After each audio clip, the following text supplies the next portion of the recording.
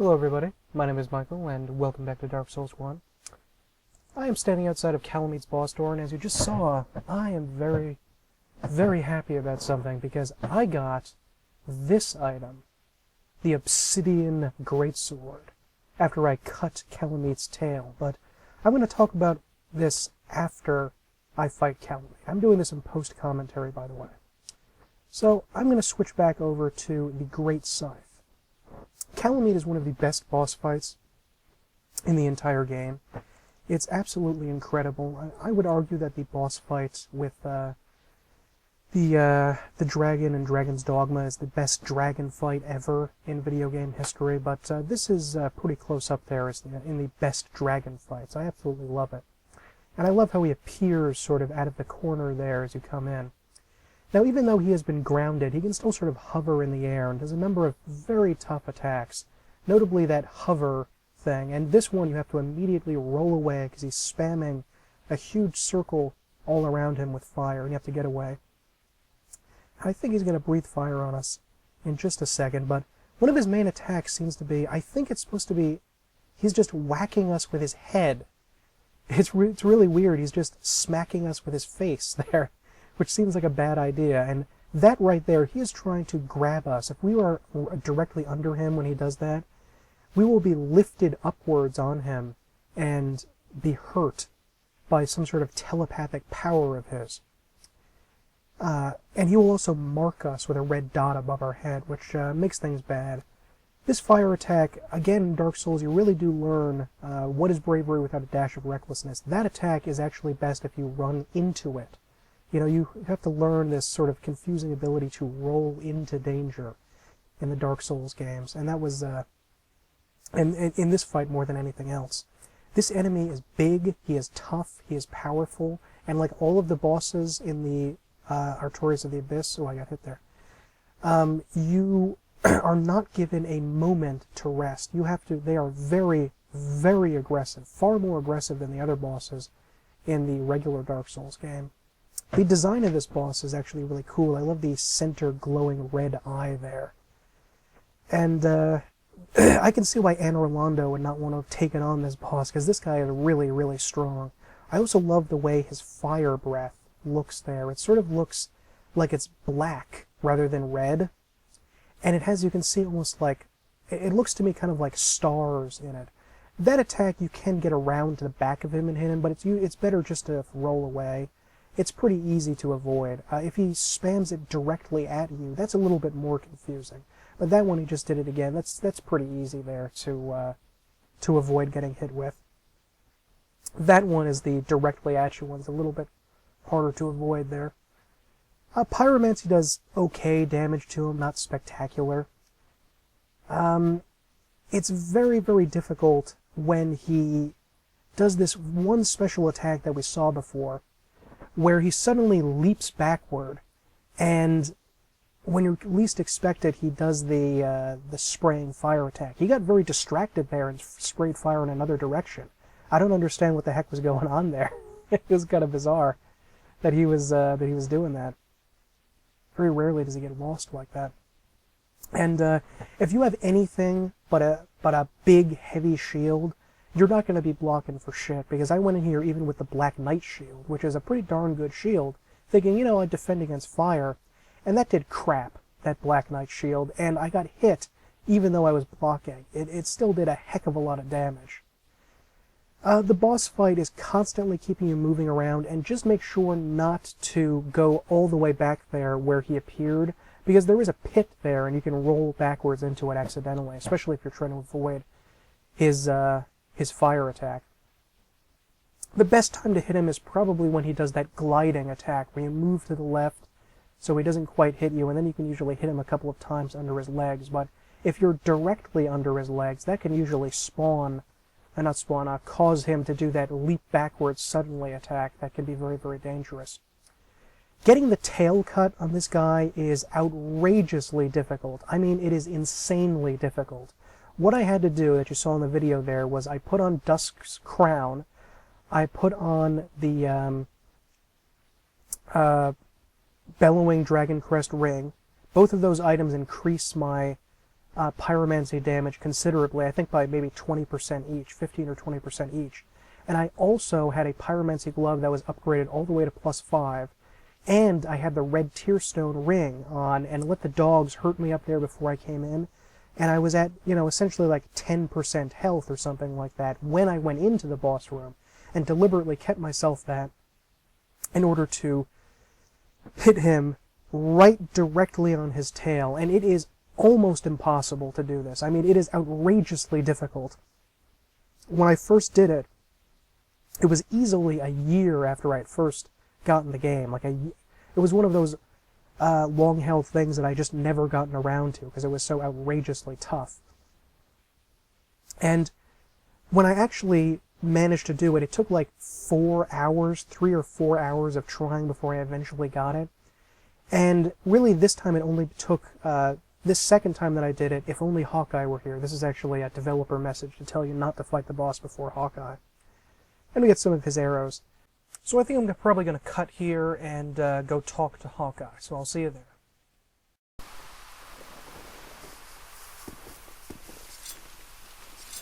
Why, thou hast defeated Kalameet? Wondrously played. Lord Gwyn's blessing upon thee. That beast will never take to the skies again. This great bow, I shan't need it, but no dragons to hunt. I know not if a human could even operate it. But here, thy need outweighs mine. I suspect thou hast taken a gander at it, but the dark of the abyss, which swallowed poor Artorias, threatens to devour our entire land of Ulyssil. It seems that this dire fate is unavoidable, but seduced by a dark serpent or no, they awoke that thing themselves and drove it mad. One's demise is always one's own making. If thine wish is to succeed poor Artorias and challenge the spread of the dark, then thou must face Manus, father of the abyss. The dark emanates from Manus himself. Even if this land shall expire, thou may be able to prevent further corrosion. But even so, one day the flames will fade, and only dark will remain, and even a legend such as thyself can do nothing to stop that.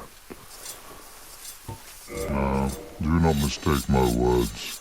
I cherish my work. Wood carving is a nuanced art. I would have much to talk about with that blacksmith.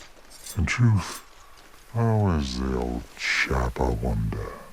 Still hammering away, I should hope. Farewell, proud human. May every honor be bestowed upon thee.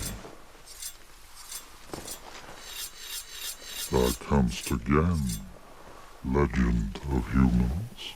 It is always an honor to speak with thee.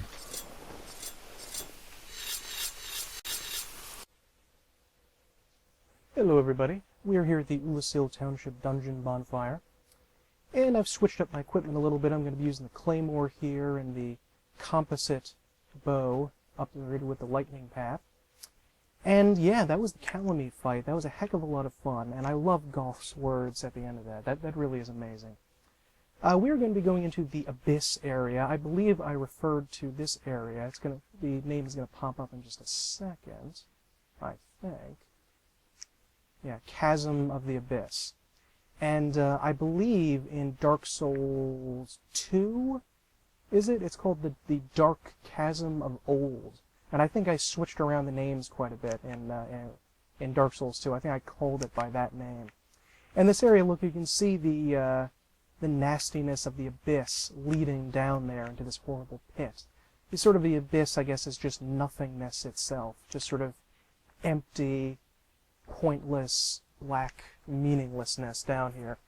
And this area is very, very dark. Not quite as dark, I believe, as the not the catacomb, the Tomb of the Giants, because we have sort of a radius of light around us, but it is pretty darn dark. And out there in the distance, I don't know if you can see them, if you can make them out, but there are the tiny red dot eyes of the bloathead people. And if you just wander out there, you're going to aggro about, I think there's 5 of them, 4 plus a sorceress. So I have to say, I disparage the composite bow quite a bit, but it's actually not that bad. I mean, maybe it's just because I have used the other bow too much, and now it kind of bores me. But this is not a terrible bow by any means. It actually works not half bad at all because it's so much faster.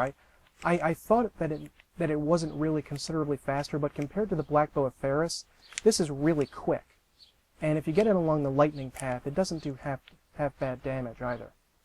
But anyway, let me finish talking about that abyss, or that Obsidian Greatsword, that amazing, amazing weapon. It is colossal. It has one of the best ratios of damage compared to how much you need to invest to use it. You know, you need to invest very little, 20 strength, I think 16 dex, and yet it does an enormous amount of just base damage without bringing scaling into it at all, because it doesn't even have scaling, I think. And it just does a truly colossal amount of damage. And the R2 is this amazing fire attack, sort of like a dark version of Firestorm. I think that one might be the Sorceress, so I'm really worried. Yep, that's the Sorceress. I can see her getting ready to cast. Come on. One more hit, I think. Yes, alright. There's one more to our right there. The only reason I'm going and fighting these guys is because there's a spell over there, sort of the upgraded version of Dark Orb. You don't really need to come down here and fight these guys, though, and if you do, make sure to do it at range. And the Obsidian Greatsword is just a magnificent weapon. It truly is just an incredible, incredible force that you can use. And in order to get it, what you have to do is put on the Crown of Dusk to raise your magic damage considerably, and then put on the Bellowing Dragon Crest Ring to again raise your magic damage incredibly high. It stacks, so you know that's great. Then get your Pyromancy Flame up to +5 Ascended. That's essentially +20 upgraded Pyromancy Flame through Quailana. Get Great Combustion, and then, very risky, put on the red Tearstone Ring, get your health down to 20% or less, and it will activate. You'll see it on the little bar underneath the endurance bar there, that it's activating. You'll start to glow a little bit. And then you just have to wait for a moment to hit exactly on the tail. But it's extraordinarily difficult to actually do that, because the tail is very, very difficult to get when you're playing singly, when it's just one person getting there. Even getting one opportunity to make one of the fastest attacks in the game, Great Combustion, even that's extraordinarily difficult. So you can see how almost virtually impossible it would be to do it with a big heavy weapon like a Zweihander or a Great Club or something. It would just be shockingly difficult. And you have to you really do have to get lucky. You can't just... You're really going to have to just get lucky with this, because if you are a millisecond off, you're not going to be able to get it. There are a few of those attacks he does, like the Breathing Fire Down and the slapping you with his tail after the gliding attack, which is how I got it, I think. And the, what's the other one? Oh, the telepathic one, the telekinesis one where he lifts you up in the air. That one also does it. And you just have to pray that you get it. Originally, when I did that, it took me, I don't know, 4 hours maybe, 3 to 4 hours to get it. So it's really not, I mean, I don't want to say it's not worth it, but for that amount of investment of time, when I got it this time, it only took me about 6 tries So that was actually very little, maybe 15-20 minutes of gameplay. Not including preparation, getting that thing up to +5 is difficult, and getting the red tearstone ring and all the rings and everything. That can be a little complicated. Usually when I come in here and I'm not trying to get this spell, Dark Bead, Abyss sorcery discovered by an Ulasil sorcerer on the brink of madness. In contrast to standard soul sorceries, Abyss sorceries are weighty. This is sort of an advanced version of Dark Orb, I think. It's not that great. We can get Pursuers in this game, what amounts to, what was it called in Dark Souls 2? Oh my goodness. No, not Climax. Oh god, I can't remember what it was called in Dark Souls 2, but the sort of the homing crystal soul mass, but the dark version of it. But we need to trade Manus' soul in, the boss of this area, to Snuggly the Crow, and then we can get it. Now let's head down here. Usually I just come over here and actually do some plunging damage, which I should have done here, and just completely bypass that group of guys. That's usually what I do down here. Now if you head over to this way, and take a look to our right, you will see these guys. Now, who are these guys? Well, they are humanity. That's what they are. They are humanities. Except gigantic human-sized versions of humanities. And they're the primary enemy of this area, but we're not going to go down to that mass of humanity because it's a little bit tricky. We are going to come over here, and don't go right, that's the way to the boss, go left, and this thing is actually false. And if you take a look over there, that is actually Alvina. A couple of episodes from now, we are going to be killing Sif, the Great Wolf Sif, who was the Knight Artorias' faithful companion. And Sif, wow, okay, you guys are coming down here? Fine. And Sif the Wolf is actually a friend of Alvina. When we first talked to Alvina and joined the Forest Hunters Covenant, we thought that she did not believe in the legend of Artorias, and maybe did not like Sif at all, or didn't really know him, or she didn't believe that it was real. But in reality, what she was doing was not leading a group of bandits to do evil, horrible things and just pillage and hurt other people. She was trying to stop hunters from coming in here and murdering Sif. And so it was really her love for, she's made up to be the leader of a group of bandits, but in reality, it was her friendship, her close personal friendship to Sif, the wolf. She just appeared over there, we might have missed it. But her friendship to Sif the wolf that was causing her to attack all of these people that were trying to run in there and murder Sif. So she wasn't quite a bandit. She was actually trying to do good, even though ultimately it was kind of a bad thing to try to stop people from getting to Sif. She was doing it for noble motives, not as an evil bandit or criminal. I mentioned a long time ago that she was not actually such a bad person, and that's finally paying off like 20-25 episodes later or something.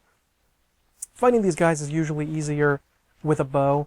If you get close to them, look at how they attack. They don't really attack you. It's like they just want hugs. They're sort of like ghosts, and they kind of like walk through you, and if you melee them and you don't have a weapon that is of a decent length, like a halberd or the great scythe, they can do a considerable amount of damage just by touching you. And I really don't like enemies like that damage you by touching them. This goes back to my Nintendo days where a boss and like Ninja Gaiden or Mega Man would damage you just by you touching them. But them touching you, that didn't damage them. That always bothered me. This is a shortcut right back up to the area where we came down originally to fight Artorias.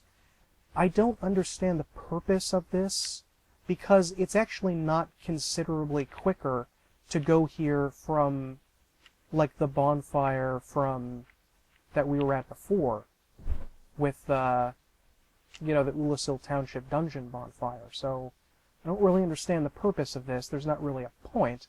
So, there you go. If you feel like coming from this direction rather than the other one, I guess. It's not that much use to it. But anyway, let's head down here. And I like their little, if you put on the sunlight maggot, or use the, what is it called? The skull lantern, this area becomes, illuminated, but it's already pretty bright as it is. It's not like the Tomb of the Giants, so I'm not even bothering to wear the sunlight maggot here. Let's just head over to this guy. And wham! Got him. Don't try to just run past that guy, because for some reason I tried this like a dozen times, and he always hits you. He always hits you. And if you've ever wanted to farm humanity, this is the place to do it. I mentioned before that farming the rats in the depths is the best place to do it, but that was at that point at the game. I don't think I made that clear. You really want to farm this much later on. Now let's head down here. And this looks like the thing in the Tomb of the Giants, the sort of pillar that we have to run down. And we're dead. Fuck. Fucking hell. I'll cut back here. I'm sorry. Fuck. Okay, I'm back. Now let's head down here. I feel stupid for falling there. It's just the platforming in this game. I actually kind of like in Dragon's Dogma how you can go up to the edge of a place and your character goes a little whoa, whoa, as you're about to fall off. I think that's really cool. But anyway, let's check this down here. A Twin Humanities. And if we head over here, farming humanities in this area is great. Just grab a Covetous Gold Serpent Ring and you're going to be amazing.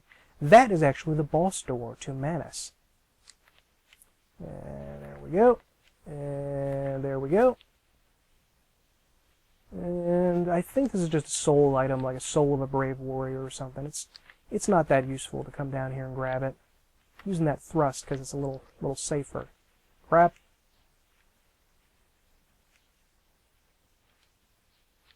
There we go. And oh, soul of a hero. Yeah, it's just a soul item, not that important. We're not going to go into the boss just yet. We are going to pop up here and get something, a white titanite slab. And to do that, we have to go down this little tunnel over here. And the white titanite slab, that is, again, very interesting that is in this area. Because I mentioned this when I fought Gravelord Nito, that the area of the undead, of the group that is considered the most evil, the most horrible, and, the symbols of hatred and awfulness of the gods, the undead, these creatures that are universally despised by the gods. In Dark Souls, there is a connection between the holy item, the white titanite slab, and the areas of evil, the areas of the undead, and the areas of the abyss, which suggests that either the gods are not as... it suggests that the undead are not as evil as they would appear, or that the gods are not as holy as they appear. And that's pretty much this area. I don't think there's anything else in this section. I might just quickly check one other area. I don't think there's anything over there, though. And when I do that, I'm going to cut back in front of the boss door and do the fight from there. Again, I don't think there's anything over there, but just to make sure, I will run up and check. Something down there. Actually, there must be something down there. Yeah, there's an item down there. Okay. I don't quite remember how to get down there normally. Oops. Hello. Hello, little guys. Hello, little humanity.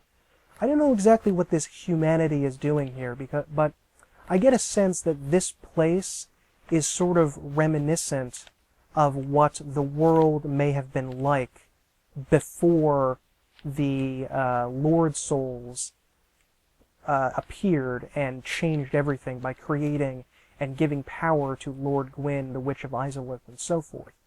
Because remember, the enemy in this area, Manus, is actually essentially the father of humanity, the primeval human, known as the furtive pygmy. And I love that they make humans in this game seem sort of weak and unpleasant, and they're not the most powerful group.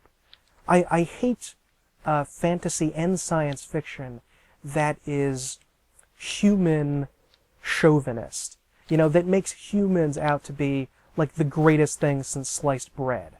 Because have you met a human recently? We're not that special, honey. We're not at all as magnificent as people like to claim. Like, I hate when the fucking Doctor on Doctor Who starts saying, oh, humanity is so wonderful, and they can do all these great things, and oh, if only humans did... Oh, shut up. I can't stand that crap. And even the Doctor in the old ones, who was usually a little bit more hostile to humans, even he did that sometimes. You know, I mean, maybe it's because I started with the John Pertwee Doctor, who was a bit more hostile and angry at humanity, that I feel that way. But anywho, I hate like in, I mean, humans just seem like the perfect race, like in Mass Effect. It's like, we need humanity. You only found out that aliens existed like 10 years ago. I know it's like 30 years, but Jesus, come on, like 30 years? And yet you have to be the ones to save the galaxy next to these ones that are thousands of years old. It's so ridiculous. I mean, oh my god. Alright, help me carving. Okay, alright. I knew there were more carvings, but I wasn't sure where they were. Well, what is this? Oh, I forgot that there were some pyromancies of the abyss. I completely forgot about that. I'm glad I came down here. I'll take a look at that in a second. Twin humanities. And... ooh, he's a biggin. Come on. Come on now, boy. Babylon 5 kind of did that best, where they started out where humans were, you know, like third down on the totem pole of greatness. Because there was like the Vorlons and the Shadows at the top, and then there were kind of the Minbari were second. And then really it was maybe the Narn and the Centauri were the next most powerful. And humans were kind of like fourth range, or maybe they were more or less the same, on the same level as the Narn and the Centauri, but maybe they were actually below them. And even though they did do the kind of stupid, like, humans have the capability of forming communities. There's something unique and special about humans. Like, come on, really? Don't do that. You were doing so good, then you had to do that nonsense. But anyway, that's just my little rant about things being, you know, the perfection of humans, which annoys me so much. And Manus, the father of the Abyss, is truly a mystery, because we learn so much about the Witch of Izalith and Seath and Lord Gwyn and the others. We learn so many things about them that I think Manus is left sort of a mystery, which is strange, because that makes him the most fascinating to me. You know, what exactly was he doing down here? What was his broken pendant? Why did his humanity rage out of control like that? Well, why did that happen? And I just love the portrayal of Manus and humans, and maybe these, you know, stray souls of humanity, maybe this is what humanity looked like before we were given form or something like that. Although really I think what happened is that humans were more like hollows originally before we were given souls before them. But I'm going to cut back to the little shortcut elevator area so we can rescue Sif. Okay, now that we have exhausted this area, the Abyss, I think we've gotten everything. We can come back over here to this shortcut door. Now, remember Alvina was sort of appearing in a ghostly form over here for a while. Let's head over to here and see this wall here. We can actually roll through it and go through another cave. And down there, surrounded by a bunch of humanity, is Sif, the great wolf that we will fight as a boss fight in a later episode. And Sif is here because Artorias apparently left him here, you know, in this cave, guarded by his shield from these humanity who are sort of hovering around him menacingly, I guess.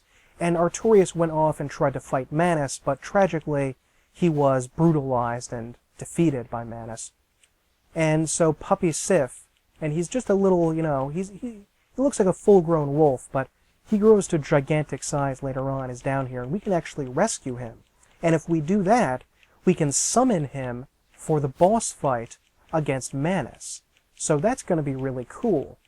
And the reason that we're doing all that, the point of summoning him for this fight, because he's kind of useful for the fight. He's more like a distraction rather than being useful for this fight. He's more of a he can take the boss's aggro every now and again, which is useful.